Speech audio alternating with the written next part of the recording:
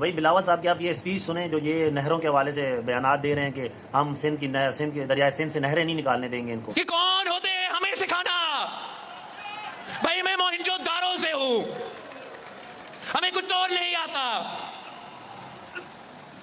कुछ और नहीं आता।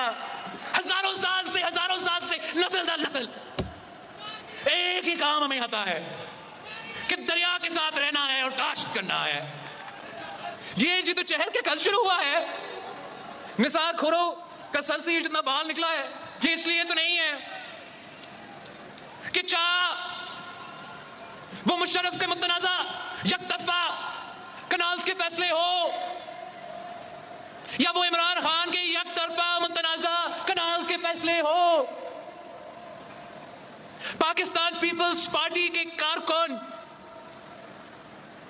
बुरा हुए हैं ये जिद्दोजहद लगते हुए कि सिंधु पे दरिया नामंजूर।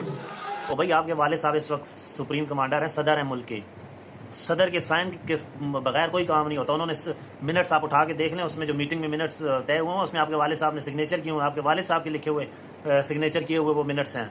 बाकायदा उन्होंने अप्रूवल लेकर ये काम करने का आगाज़ करना शुरू किया है। वैसे ही एक तरफ बेटा जो है वो लोगों को गुमराह करने की कोशिश कर रहे हैं, दूसरी तरफ वालिद साहब जो हैं वो अप्रूवल्स दे रहे हैं कि ठीक है आप निकाल लेने आ रहे। तो आवाम को बेवकूफ़ बनाना छोड़ दें।